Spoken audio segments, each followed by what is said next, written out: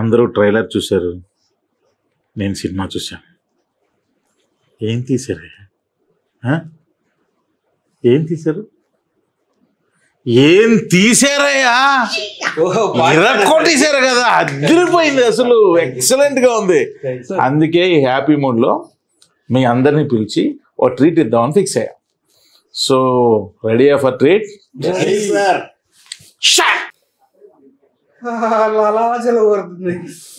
Sir ఏమేమి ఉన్నాయి sir?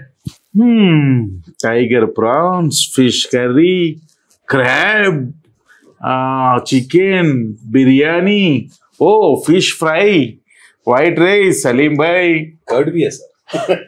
भूल गया मैं. So thank you very much. Now have it. चलो इसको जरा फास्ट में लेना, ये डाले वो डाले, समझे सर? मैं पहले प्रॉन्स लेता हूँ. ले लो. Wait. सलीम भाई, ये प्रॉन्स लेने से पहले मैं एक सवाल पूछना चाहता हूँ. सवाल? తెలుగులో ప్లీజ్. మీకు ఒక్కరికే కదా, అందరినీ అడగాలి. సినిమా ప్రొడ్యూసర్ అని మాటకే నేను కానీ ఎంత టార్చర్ పెట్టారా మీరు అందరూ. మీరు కాకపోతే నేనా? మా జీవితంలో మళ్ళీ ప్రొడ్యూసింగ్ చేయకూడదు అన్న రేంజ్ నన్ను తీసుకెళ్ళిపోయారు కదా. 3 సినిమాలు చేస్తున్నారన్న. ఎవరు? అవును, మీ నుండి నేర్చుకొని ఎలాంటి వాళ్ళతో చేయకూడదో తెలుసుకొని వాళ్ళు పెట్టుకొని నేను చేస్తున్నాను. ఇది పెద్ద స్టేట్మెంట్. మరి పిలిచారు ఒక్కడు చేసిన పాప, అందరు చేసిన బాబాకి అందరు చేసింది నాకు సినిమాలో ఒక్క డైలాగ్ లేకపోయినా చేసిన సార్. మీకు ఎన్ని పీపాల్ మంది ఇచ్చిన ఆ సినిమా అంతటికి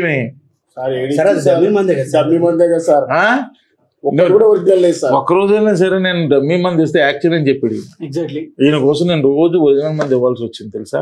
డమ్మీ అన్నారు మీరు? చెప్పలేదు అంటే నేను డమ్మీ అనుకున్నాను. తాగి పడిపోయాడు. ఇప్పుడు ఇదేంటి? ఇది చౌర్యం కాదా? మరి ఈయనకి చెప్పాల్సిన చౌర్య పాఠం కాదా? చెప్పాలి పాఠం. తిందాం సార్, अरे तुम लोग करे सो कामों को मेरा नाम खराब क्यों कर रहे भाई तुम लोग? आप शरीफ से क्या बोलते शरीफ आदमी है. ఏమాట నిఖిల్ కొంచెం నక్కతో తొక్కొచ్చాడు. నా ఫస్ట్ సినిమాకే మీ producer Karthik DOP, Nagendran art, ఒక సూపర్ హీరో లాంటి నేను. అమ్మా ఇప్పుడు నక్కతో ఎవరు తొక్కారు అర్థం కావట్లా. నువ్వా ఆయన? అదే అంటున్నాను. అప్పుడు అలా ఇద్దరు కలిపి నక్క తొక్కొచ్చారు. కలిసి తొక్కి కలిసి జర్నీ చేస్తా ఉన్నా. ఇక్కడ చూడు, ఫ్రాన్స్ మొత్తం సర్దిస్తారు, మనం తినడానికి ఏం లేవు ఇక్కడ. సలీం భాయ్ ఫుడ్ టేస్ట్ అదిరిపోయింది సార్. బాగుందా? మ్యాడీ గురించి.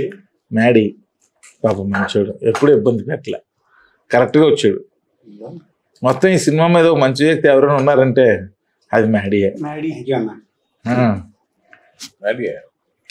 मैगी नहीं, मैडी है. अच्छा आदमी है. हाँ अच्छा आदमी है. क्या बात है की सर, पार्शियलिटी कर रहे हैं आप. ఎందుకు నాకు పార్షియాలిటీ? తింటా ఇది ఒకటి తీసుకోండి. ఎలా ఉంది ఫుడ్? సూపర్ ఉంది సార్. మీ చౌరీపాటం సినిమా కూడా అలాగే ఉంది. థ్యాంక్ యూ అన్న. Thank you. సినిమా చూసారు కదా, ఏమైనా చెప్పచ్చుగా? సినిమా చూసాక నాకేమనిపించిందంటే డెఫినెట్గా it is a new attempt అనిపించింది. సూపర్. నేను ఏదైతే ఫస్ట్ టైం కార్తీక్ గట్టుకుని నాకు కథ నేరేట్ చేస్తే నేను ఏదైతే కొంచెం ఎక్సైట్మెంట్ ఫీల్ అయ్యానో దానికి తగ్గట్టుగానే సినిమా ఉంది. బట్ రెగ్యులర్ సినిమా లాగా అయితే లేదు. సంథింగ్ డిఫరెంట్ మూవీ లాగా నిజంగా చాలా బాగా చేశారు. కార్తీక్ ఫోటోగ్రఫీ కానీ, అలాగే మనోడు డైరెక్షన్ కానీ, ముఖ్యంగా మన హీరో ఎక్సలెంట్గా ఉన్నాడు, చాలా బాగున్నాడు. లవ్ సీన్స్లో అదిరిపోయాడు. హీరోయిన్ మధ్య కెమిస్ట్రీ ఇంకా చాలా బాగుంది సినిమాలో. నాకు నచ్చిందని చెప్పనన్నా, క్లైమాక్స్ లో ఒక ఆర్ఆర్ ముఖ్యంగా ఒక వాయిస్ వస్తుంది, చౌర్య పాఠం అని. అదైతే నెక్స్ట్ లెవెల్ అన్న. అది మరి గ్రేట్ సింగర్ అదే కదా బిహైండ్ స్టోరీ ఆఫ్ దిస్. ఏంటి ట్రైలర్ లో చౌర్య పాట అనే సౌండ్ వచ్చింది, అది ఎవరు అనుకున్నారు వాయిస్?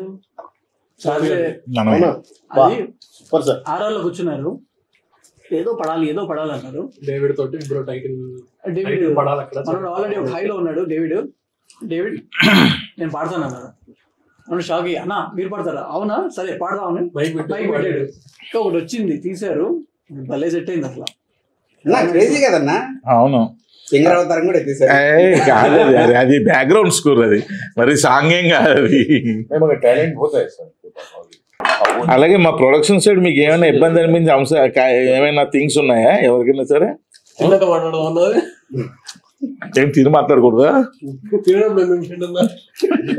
ప్రొడక్షన్ ఫుడ్ అయితే రోజు బాగుండేది, చాలా బాగుండేది. ప్రొడక్షన్ ఫుడ్ బాగుండేది, ఎందుకంటే మస్తు లైవ్ అక్కడ లొకేషన్ లోనే ఉండేవాళ్ళు.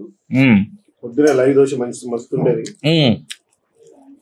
ఇంకా మన్నాడులో చేసిన వాళ్ళు అందరూ హ్యాపీ. ఇంకా డైరెక్టర్ గారు ఏదో చెప్దాం అనుకుంటున్నారు. ఫుడ్ బాగుంటుంది. ఫుడ్ గురించి కాదు,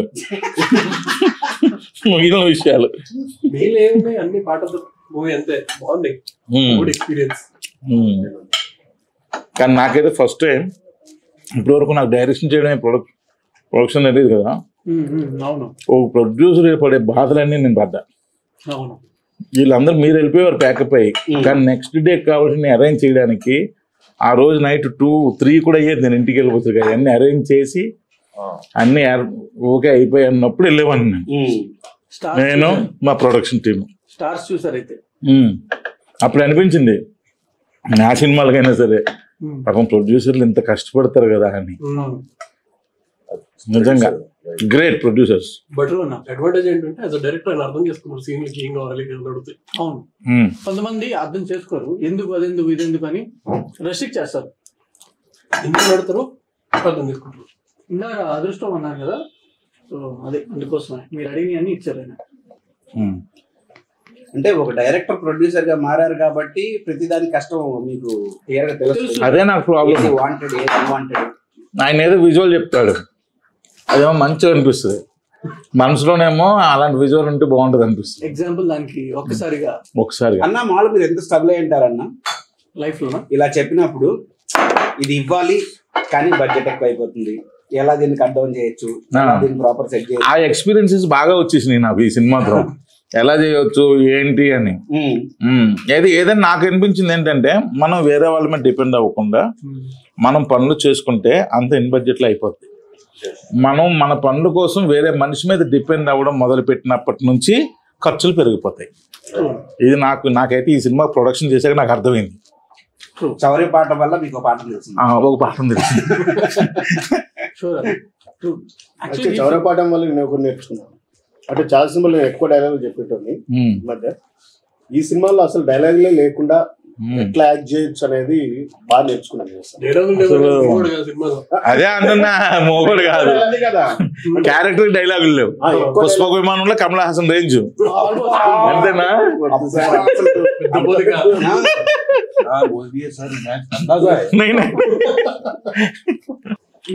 పుష్పక విమానంలో కూడా కమల్ హాసన్ గారికి డైలాగ్స్ ఉండవు, సైలెంట్ గా ఉంటది, కానీ పర్ఫార్మెన్స్ కూడా ఇస్తారు ఆయన. పోతే ఇక నాకు ఇంకొకటి మా హీరోని అప్రిషియేట్ చేయాల్సిన విషయం ఏంటంటే, పాపం సాంగ్ కోసం ఏంటి అది ఏరియా లదాఖ్, అక్కడ ఆక్సిజన్ లెవెల్స్ కూడా అప్పుడు చాలా లోలో ఉంటే అక్కడ వాతావరణం అది అనుకూలించక అందరూ అసలు వద్దనే చెప్పారు. కానీ ఆ టైంలో కూడా మా డైరెక్టర్, మా హీరోయిన్, డాన్స్ మాస్టర్ అందరూ కూడా దానికి మిమ్మల్ని అప్రిషియేట్ చేయాలన్నా. ఎందుకంటే ఇంకోళ్ళు అయితే వైజాగ్ వెళ్ళి తీసుకొచ్చేయండి, అరకులు తీసుకొచ్చేయండి, పక్కన గోవా వెళ్ళి తీసుకొచ్చేయండి అన్నారు.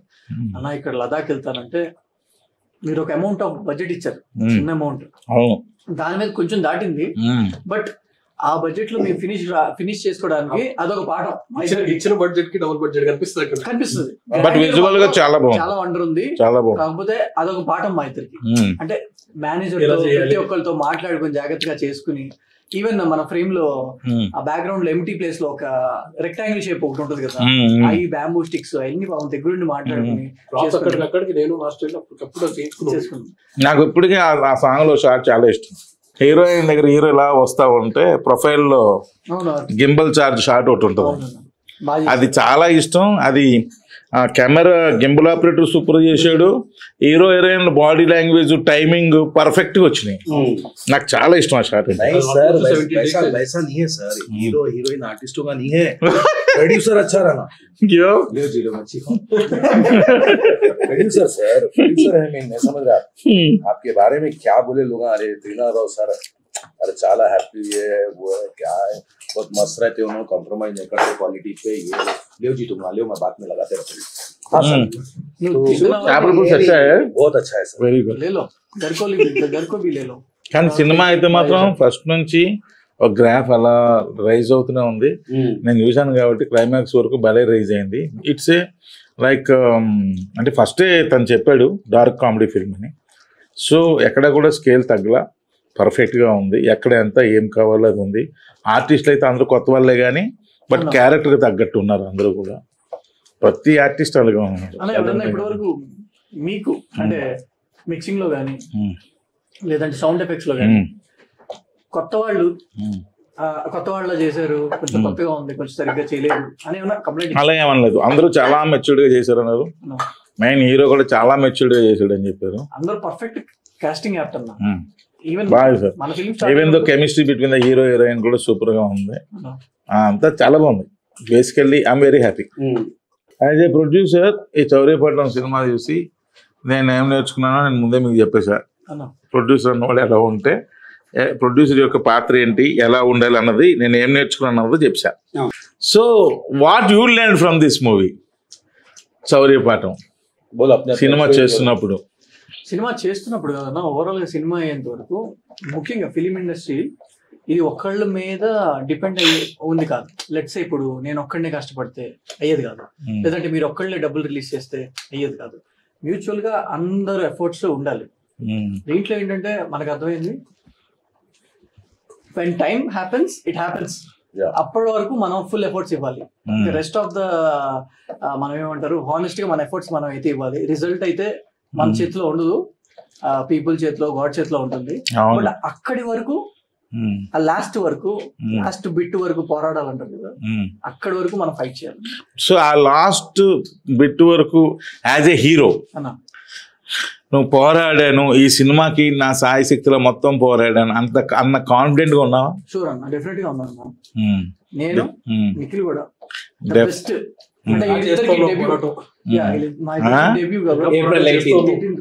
What ever. ఇప్పుడు మన ఎఫర్ట్స్ మనం పెట్టాలి అబ్బాయి. రిజల్ట్ అనేది దేవుడు ఇస్తాడు. మనం కష్టపడి పని చేసేటం వరకే మన చేతిలో ఉంటుంది, రిజల్ట్ దేవుడి చేతిలో ఉంటుంది. బట్ మనం కష్టపడకుండా ఊరునే దేవుడిని అడిగితే ఎవడు? సో అందుకే నేను క్వశ్చన్ అడిగా మీ ఇద్దరిని. లాస్ట్ వరకు ద బెస్ట్ ఇస్తానికే ఉన్నాం. సలీం భాయ్ మీరు? మ్యాడీ అంటే ఒక యాక్టర్ గా స్క్రిప్ట్ అది ఎంత ముందే తెలిస్తే ఇలా చేయొచ్చు, అలా చేయొచ్చు, డైలాగ్ ఇలా చెప్పొచ్చు, మాడ్యులేషన్ ఇలా చెప్పొచ్చు, ఇలాంటి ప్రిపరేషన్స్ అన్ని చాలా ఉంటాయి కదా. కానీ ఈ సెట్ కి వచ్చిన తర్వాత నిఖిల్ సీన్ అసలు పంపించాను. డైరెక్టర్ దగ్గర నుంచి సీన్ అసలు ముందు వచ్చే ఛాన్సే లేదు. సెట్ కి వెళ్ళిన తర్వాత వెంటనే ఇస్తారంటే లేదు. షార్ట్ కి వెళ్ళే ముందు దా కూర్చో అని ప్రాపర్ సిచ్యువేషన్ ఎక్స్ప్లెయిన్ చేశాడు. ఇది డైలాగ్ అనేది మొత్తం అంతా చదివి నీట్ ఎక్స్ప్లెయిన్ చేసి, అంటే బ్రెయిన్ లో కూర్చుని పోతుంది కంప్లీట్ గా. ఓకే, బ్లాంక్ గా వచ్చి అంటే ఒక వైట్ పేపర్ లా వస్తే డైరెక్టర్ కావాల్సింది రాసేసుకుంటాడు ఆయన అనేది చాలా చోట్ల విన్నాను. ఈ సెట్ కి వచ్చిన తర్వాత ప్రాపర్ ఎక్స్పీరియన్స్ చేశాను. రెండు రకాలుగా కూడా మౌల్డ్ అవ్వచ్చు అనేది నేను ఈ సెట్ లో నేర్చుకున్నాను. అంటే ఆయనకి కావాల్సినట్టు నేర్చుకుంటారు. ఎగ్జాక్ట్లీ అది అదే ఇదే నేను బాగా నేర్చుకున్నాను. నేను థియేటర్ బ్యాక్గ్రౌండ్ నుంచి వచ్చాను. Very good. అంటే అక్కడ నుంచి నేను చాలా ఎక్కువ స్క్రిప్ట్ చదవడం అలవాటు. బట్ ఈ సెట్ కి వచ్చిన తర్వాత ఫస్ట్ రోజు ఉంటదేమో అనుకున్నాను. ఓకే, ఈ సీన్ లో ఉంటదేమో, నెక్స్ట్ సీన్ లో ఉంటదేమో అనుకున్నాను. నెక్స్ట్ సీన్ లో చూస్తే ఒక డైలాగ్ ఉంటుంది. అంటే థర్డ్ డే అర్థమైంది, ఓకే నా క్యారెక్టర్ ఇలాగ ఉండబోతుంది, ఇట్లా డిజైన్ అవ్వబోతుంది. అంటే ఫస్ట్ ఆయన ఇప్పుడు నిఖిల్ గారు ఏంటంటే నాకు బాగా నేర్చుకున్నది ఏంటంటే 2 విషయాలు బాగా నేర్చుకున్నాను. ఒకటి చాలా కూల్ గా ఉండడం ఎలా అందరితోటి నవ్వుతూ, అదొకటి ఆయన డైరెక్టర్ గారి నుంచి నేర్చుకున్నాను. Very good. 2 డైలాగులు లేకున్నా ఏం లేకున్నా కూడా మనము ఎంత ఎక్స్ప్రెషన్ చాలా అద్భుతంగా ఆడియన్స్ కనెక్ట్ అయ్యే విధంగా ఇవ్వచ్చు అనేది నా టీం నుంచి నేర్చుకున్నా. మా కోఆర్టిస్ట్ కూడా బాగా సపోర్ట్ చేశారు సార్. చేశారా? అండ్ మీరు అప్పుడప్పుడు సెట్ కి వచ్చి మమ్మల్ని కొంచెం బూస్ట్ ఇచ్చేవాళ్ళు. అబ్బాయిలు ఎలా ఉన్నారు, ఎలా చేస్తున్నారా అని.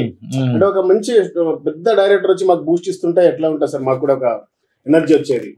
అయిపోయింది సూపర్ అని. అవును. ఇంకోటి ఏంటంటే నేను సినిమాలో చూశాను, ఒక్క డైలాగే ఆయన పర్ఫెక్ట్ గా ఇలా ఇలా ఒకే ఒకటి ఉంది, అమ్మ ఈయన ఇప్పటికే నేను నోరు ఇప్పాడురా బాబు అనిపించింది నాకైతే డైలాగ్ వినగానే.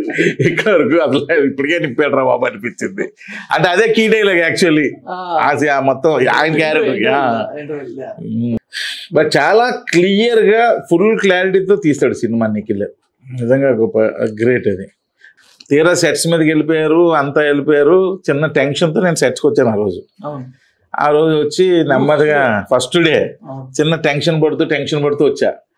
ఏంటంటే ఎలా చేస్తున్నాడో ఏంటో, మళ్ళీ ఇప్పుడు సమ్మగా చేయలేకపోతే ఇప్పుడు మళ్ళీ ట్రైనింగ్ క్లాసెస్ పెట్టాలి, అవి పెట్టాలి, ఇవన్నీ చేయాలని ఒక చిన్న టెన్షన్తో వచ్చి మన నిఖిల్ని పక్క తీసుకెళ్ళా. అందరి ముందు కాకుండా ఒక పక్క తీసుకెళ్ళి, నిఖిల్ ఏంటి మా ఊడి పరిస్థితి ఏంటి అది అంటే, లేదన్నా పర్వాలేదు చేస్తున్నాడు ఓకే అన్నాడు. ఓకే అన్నాడు, సూపర్ అనట్లేదు, ఓకే అంటున్నాడు. ఓకే అన్న కానీ కొంచెం భయం వేసింది. ఎందుకంటే యాక్టింగ్ చేయడం వేరు, కెమెరా ముందు చేయడం వేరు. కెమెరా లాంగ్వేజ్ తెలియాలి, కెమెరా బాడీ లాంగ్వేజ్ దాని తగ్గట్టు చేయాలి, ఇవన్నీ ఉంటాయి. రేంజ్లు మారిపోతాయి, రేషియోలు మారిపోతాయి, అన్నీ మారిపోతాయి. చిన్న టెన్షన్ పడి అప్పుడు నేను అల్లబోసరికి ఒక సీన్ కొంచెం తీసి ఉన్నాడు అనమాట. అదేమో ఆన్లైన్ ఎడిటర్ని పిలిపించుకొని చూసుకుంటే చిన్న యాజ్ ఎ డైరెక్టర్ గా చూసాను కాబట్టి నాకు చిన్న ఒక 10% డౌట్ అనిపించింది. బట్ నాకేమనిపించింది, ఇది first day of the shoot, first day 10% అంటే మా వాడు మంచి మెరిట్ లోనే ఉన్నాడు. ఈ సెకండ్ డే థర్డ్ డే పెరుగుతుంటే ఇంకా డెవలప్ అయిపోతాడు, ఇంక టెన్షన్ పడక్కర్లేదు అనుకున్నాను. మళ్ళీ సెకండ్ డే కూడా వచ్చాను, థర్డ్ డే నుండి రాలేదు. ఇంకా అర్థమైపోయింది ఇంక చేసేస్తాడు అని. సో నిజంగా నేనైతే ఎక్స్పెక్ట్ చేయలేదు. చాలా బాగా చేశాడు, అసలు చాలా మెచ్యూర్డ్ చేశాడు. నా డబ్బింగ్ కూడా వేరే వాళ్ళతో చెప్పిద్దాం అంటే నాకు నచ్చలా, లేదు ఆయనే చెప్పాలని పట్టుబట్టి. యాక్చువల్లీ మీరు గుర్తుంటే ఫస్ట్ టైం మీకు డెమో షూట్ పంపించాం. మీరు ఎక్కడున్నారు? యూరోప్ లో ఉన్నారు. యూరోప్ లో ఉన్నప్పుడు సాంగ్ షూట్ ఉన్నప్పుడు పంపించారు. అవును. సో అలాగా హీరో మీద నా కాన్ఫిడెన్స్ అప్పుడు వచ్చింది అనమాట. ఓకే ఇంక చేసేస్తాడని. ఆ తర్వాత నుండి ఇంక నేను చూసుకోలేదు, వారం ఒకసారి చూసుకుంటూ టచ్. చాలా మెచ్యూర్డ్గా చేసాడు అనిపించింది. అందుకని డబ్బింగ్ కూడా వేరే వాళ్ళని వద్దాను సార్, తన వాయిసే పెట్టండి అన్న. ఎందుకంటే ఫ్రెష్ గా ఉంటది తను చెప్తేనే. పాయల్ కూడా తన ఓన్ వాయిస్ చెప్పడం వల్లే అంత ఫ్రెష్ గా అనిపించింది. ఆల్ థియేటర్స్ లో మాకు కొంచెం మా స్థాయిలో మేము గ్రాండ్ గానే రిలీజ్ చేస్తున్నాం. మీరు